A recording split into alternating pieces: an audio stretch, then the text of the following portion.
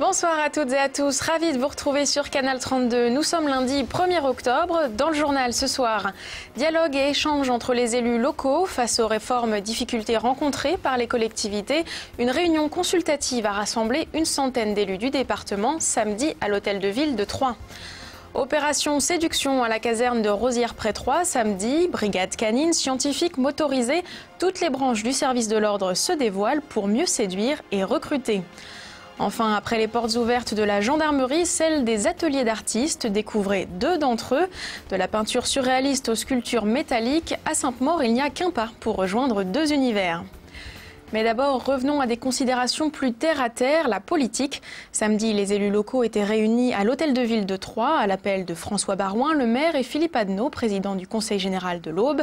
L'objectif, discuter des évolutions et de l'avenir des collectivités locales. En amont, 400 questionnaires ont été envoyés aux élus aubois. Une synthèse de leurs réponses a été exposée. Tous les courants politiques du département étaient représentés. Le compte-rendu avec Damien Ardois et Martial Roche. Cette réunion des élus aubois s'inscrit dans le cadre des États généraux de la démocratie territoriale. La démarche est initiée par le Sénat dans chaque département. Il s'agit d'un rendez-vous d'échange et de discussion. C'était évidemment purement consultatif. C'est à nous après d'en faire notre profit, de nourrir notre réflexion et de le transformer en acte quand on le peut. Le but, c'est de prendre en compte ces avis, ces remarques et ensuite de pouvoir en faire part à la présidence du Sénat à l'occasion des États généraux nationaux qui se tiendront à Paris. Ce samedi, les maires et autres conseillers généraux et régionaux étaient invités à cette consultation par François Barouin, le président de l'Association des maires de l'Aube, et Philippe Adneau, le sénateur président du Conseil général. Pendant 1h30, tous les dossiers importants du moment concernant les collectivités locales ont été abordés. C'est normal, c'est notre quotidien, donc on est parfaitement au courant des problèmes de fiscalité, de système électoral, de représentativité, de juristes, de services. C'est normal. Il y a de nombreux thèmes, je dirais, encore chauds qui sont issus de la loi de décembre 2010, notamment sur la refonte de la carte intercommunale. Alors, se posent encore des questions sur l'opportunité de certaines fusions de deux communautés de communes pour atteindre certains seuils d'habitants. Se pose encore la question d'une manière encore plus vive du conseiller territorial, parce que on ne sait pas ce qu'ils vont devenir, puisque le candidat qui est élu la présidence de la République avait déclaré qu'il mettrait un terme à cette réforme, et aussi la clarification des compétences entre tous les niveaux de collectivité locale et l'État. Cette large consultation s'effectue dans une période charnière. Contrairement à l'ancien gouvernement Fillon, l'équipe de Jean-Marc Ayrault ne veut pas chambouler l'organisation des collectivités territoriales, le tout en regardant à la dépense. On est dans une période qui est particulièrement difficile. Et je pense que pour l'administré de base, ce qu'il veut, c'est bien sûr le maximum d'efficacité, et pour le coût le plus réduit possible, puisque nous avons des choix à faire en matière de finances. Donc le but, c'est de se dire, est-ce que notre administration est la plus efficace possible? Le message des élus aubois, le fruit de cette consultation dans la salle des fêtes de l'hôtel de ville de Troyes, sera porté à Paris par une délégation du département les 4 et 5 octobre prochains, lors des États généraux nationaux.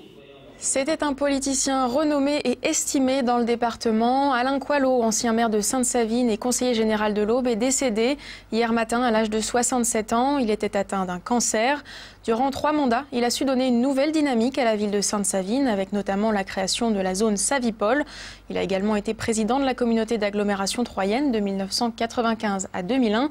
Les personnalités politiques locales comme François Barouin, le maire de Troyes, Philippe Adneau, le président du Conseil général, et Jean-Jacques Arnaud, actuel maire de Sainte-Savine, saluent tous son action politique.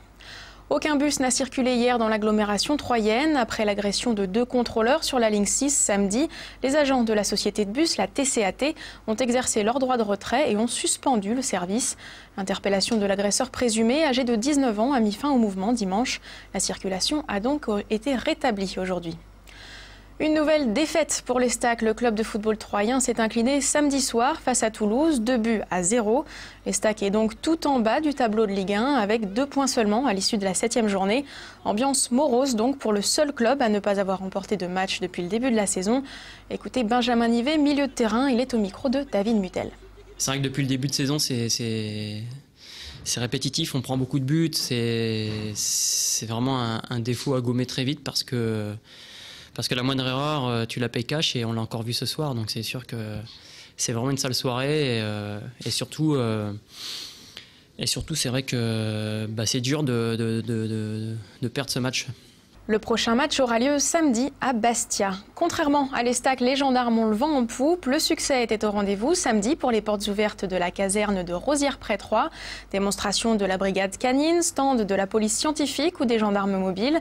L'occasion pour le public de découvrir et se laisser séduire par les métiers du service d'ordre, mais aussi des informations sur le recrutement pour ceux qui ont déjà trouvé ici leur vocation.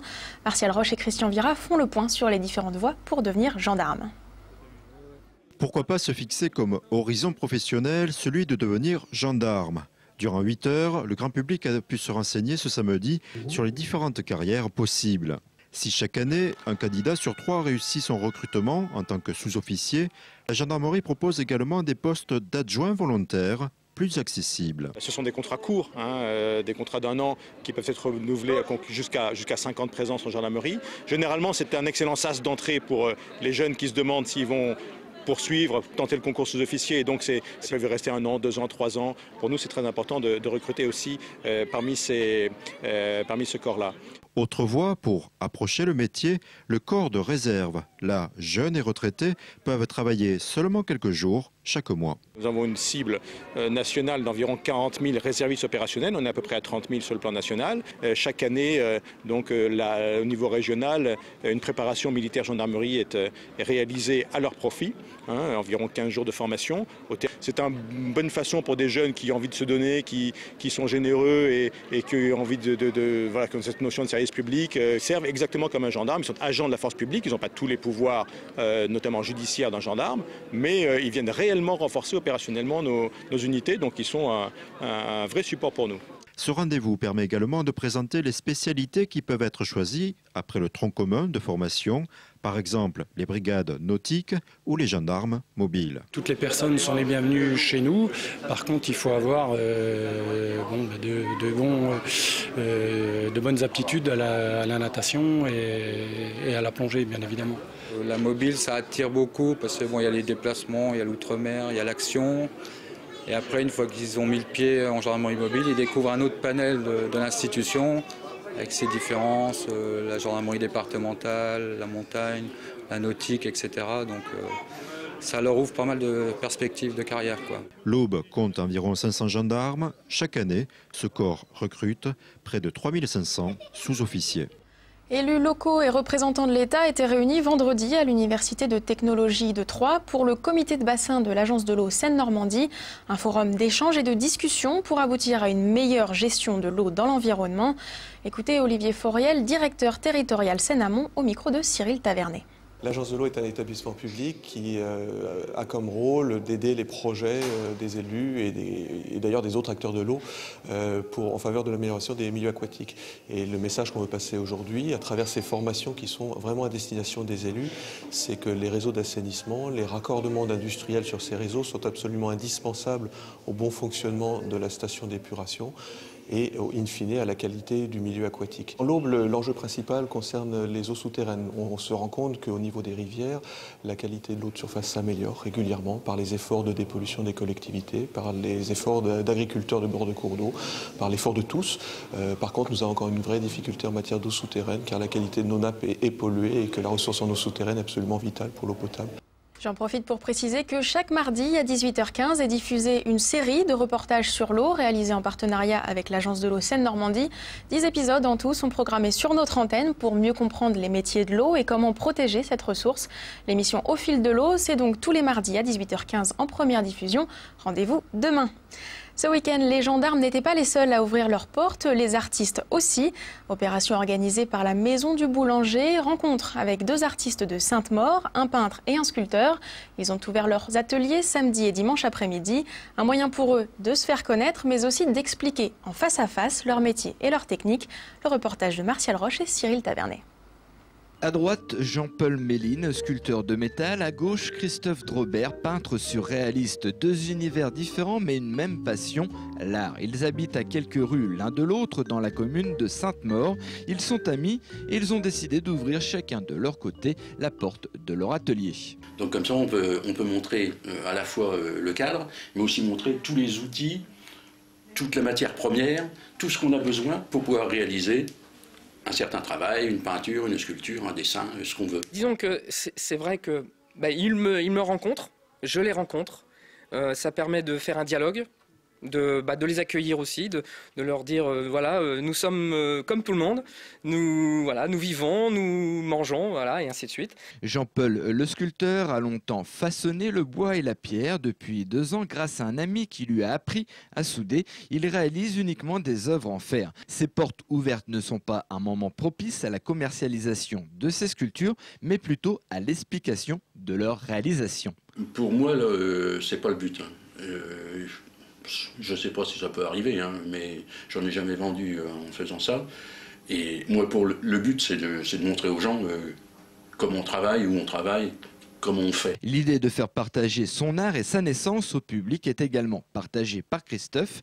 Il cherche à rendre accessible le mystère de la création artistique. Une peinture ne se fait pas en un seul coup.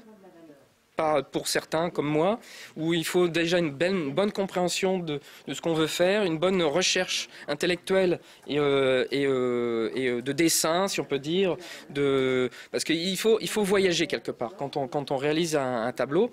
Donc je me dis qu'il faut que je fasse une recherche, et en présentant ça permet de se dire oui, il y a un début et une fin dans le tableau. 80 personnes ont poussé la porte de l'atelier de Christophe. Il a fait quelques ventes qui lui ont rapporté 400 €. Quant à Jean-Paul, 50 personnes ont découvert sa technique de sculpture. Il a laissé sa carte de visite non plus en tant que formateur en infographie, mais bien en tant qu'artiste. Et je rappelle que ce week-end, les artistes de l'agglomération troyenne ouvriront à leur tour leurs portes de 14 à 19 h. C'est la fin de ce journal. Tout de suite, le point sur la météo dans le département avec Cécile Rich. Les nuages et la pluie s'invitent dans le ciel au bois ce mardi. Il faudra attendre la toute fin de journée pour retrouver un temps sec. Les températures devraient se maintenir entre 16 et 18 degrés. Demain dans le journal présenté par Mathieu Mercier, direction l'ère des moissons à Saint-Par-au-Tertre. D'ici fin 2013, la zone commerciale devrait s'offrir un lifting et s'étendre avec une trentaine d'enseignes supplémentaires. Budget total, plus de 40 millions d'euros. Plus de détails demain à 18 h 30. Merci à tous de nous avoir suivis. À très bientôt sur Canal 32.